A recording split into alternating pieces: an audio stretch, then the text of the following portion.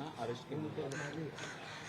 नाही, FIR मध्ये फिर्यादीने दिलेल्या तक्रारीनुसार एकूण 6 आरोपी त्यांनी स्पष्टपणे नावानिशी सांगितलेले आहेत आणि इतर त्यांचे साथीदार असं नमूद केलेलं आहे. सखोल तपासानंतर आपल्याला सर्व एकूण आरोपी निष्पन्न किती होतात त्याप्रमाणे संख्या निश्चिती होईल. एकूण किती राऊंड सर या पोलीस स्टेशनमध्ये फायर करण्यात आले? प्राथमिक तपासानुसार आतापर्यंत तिथं लक्षात आलेले आहे की 10 राऊंड फायर केलेले आहेत. एका रिव्हॉल्व्हरमधून 6 राऊंड आणि दुसऱ्या रिव्हॉल्व्हरमधून 4 राऊंड फायर केल्याचं प्रथमदर्शनी निष्पन्न झालेलं आहे. नाही, द्वारली गावामध्ये जी जमीन आहे त्या जमिनीच्या विकसन कराराच्या अनुषंगानं मूळ सुरुवात झालेली आहे आणि तिथं जी जमीन आहे ती एकनाथ जाधव यांची. एकनाथ जाधव हे एक दलित बंधू आहेत आणि त्यांची महारवतनाची जमीन आहे. त्या महारवतना जमिनीच्या अनुषंगानं ॲडव्हान्स देणं आणि करार करणं, डेव्हलपमेंट ॲग्रीमेंट अशा अनुषंगानं वेगवेगळे ते वादविवाद आहेत. वेगवेगळ्या न्यायालयामध्ये पण ते गेलेले आहेत, रेव्हेन्यू कोर्टामध्ये गेलेले आहेत. परंतु यामध्ये तिथं जेव्हा बिल्डरनी काही दिवसापूर्वी तिथं कब्जा घेतला तर त्या कब्जाला त्या मूळ मालकांनी विरोध केलेला आहे. त्या अनुषंगानं कब्जाला विरोध करणाऱ्या लोकांमध्ये म्हणून महेश गायकवाड यांच्याविरुद्ध तक्रार द्यायला काही लोक इथं आली होती, ज्यामध्ये वैभव गायकवाड हे सुद्धा आले होते. आणि त्यावेळेस त्यानंतर मग ज्यांच्याविरुद्ध तक्रार होती ते महेश गायकवाड, राहुल पाटील हे पण इथं पोलीस स्टेशनला आले. दोन्ही गट समोरासमोर झाल्यानंतर काही आरडाओरडा आणि काही बोलाचाली झाल्या. त्या बोलाचाली होऊ नयेत म्हणून पोलीस दल प्रयत्न करत होतं. तेवढ्यात तिथं आमदार श्री गणपत गायकवाड हे पण आले आणि ते पोलीस स्टेशनमध्ये बसलेले होते.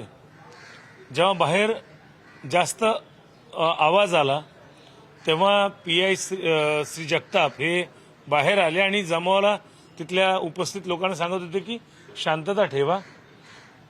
परंतु त्याच दरम्यान तिथं आतमध्ये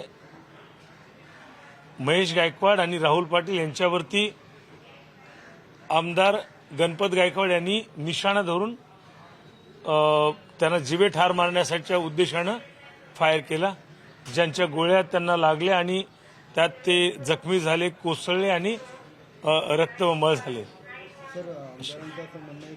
स्वतःच्या बचावासाठी आणि मुलाला मारहाण होत होती म्हणून फायर केले. कसं काय घडलं होतं? यामध्ये मी स्पष्ट सांगतोय की हे जे फायरिंग झालेलं आहे हे आत्मसंरक्षणासाठी अजिबात झालेलं नाहीये.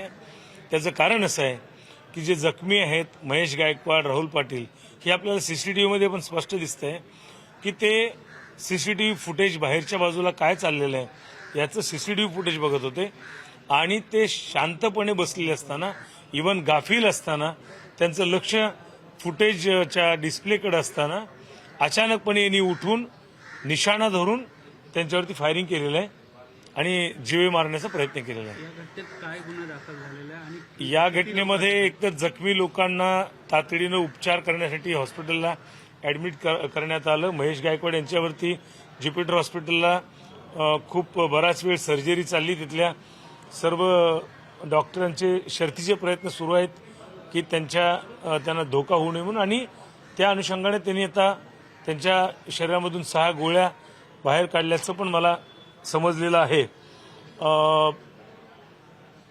त्याशिवाय राहुल गायकवाड यांच्यावर सुद्धा राहुल पाटील यांच्यावरती सुद्धा ज्युपिटर हॉस्पिटल या ठिकाणी उपचार सुरू आहेत.